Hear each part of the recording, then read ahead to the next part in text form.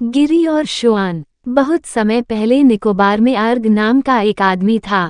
उसकी एक पत्नी थी। उन दोनों के 3 बेटे और 3 बेटियां थीं। अर्ग काफी धनवान था। उसने परिवार के लिए एक आलीशान मकान बनाया। एक दिन वह अपने बड़े बेटे शुआन के साथ समुद्र से मछली पकड़ने को गया। अचानक तेज आंधी आई, समुद्र में ज्वार आने लगा। उनकी डोंगी उलट गई। बाप और बेटा दोनों समुद्र में डूब गए।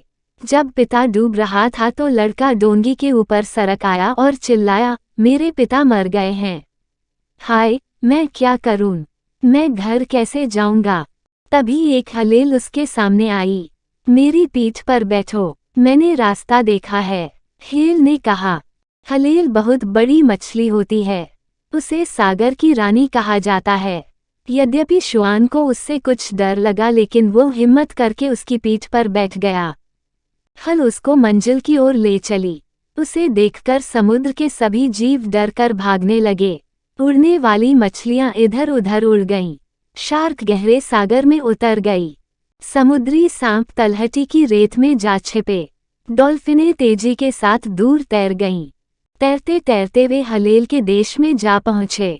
वो कीमती पत्थर की एक बड़ी गुंबदनुमा हवेली में उड़ने वाली मछलियां इधर उधर उड़ गईं। शार्क गहरे सागर में उतर गई।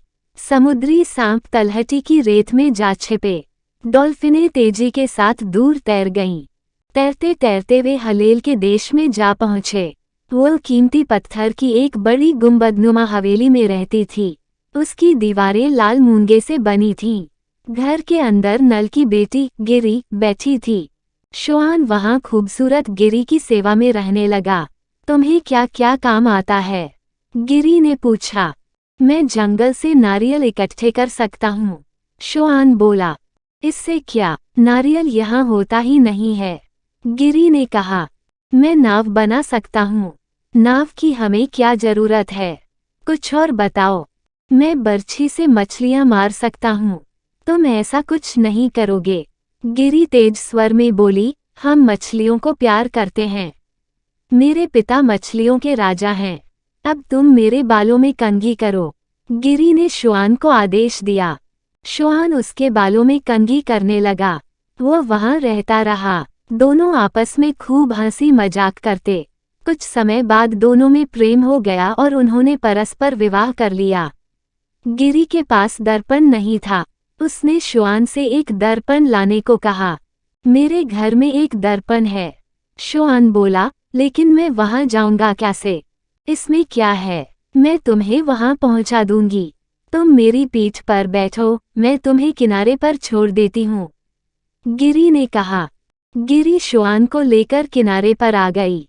वो समुद्र में एक बड़े पत्थर के पीछे रुक गई। शुआन जल्दी लौटने का वादा करके अपने गांव को चला गया। शीघ्र ही वह अपने घर जा पहुंचा।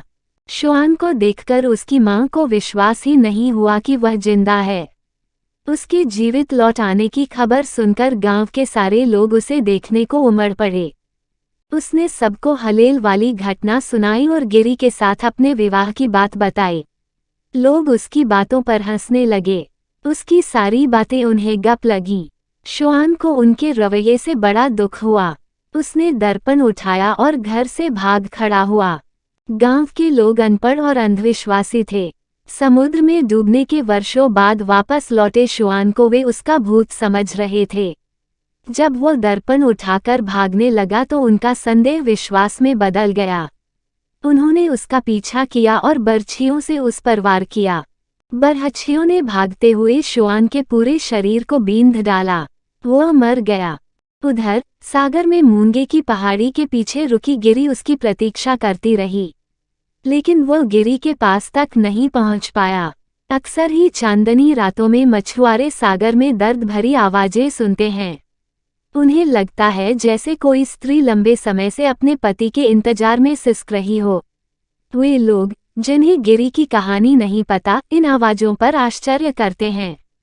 गिरी शुआन के बिना अकेली अपने घर नहीं लौट सकती, इसलिए वह दर्दीली आवाज में उसे पुकारती है, लौट आओ शुआन, लौट आओ, लौट आओ।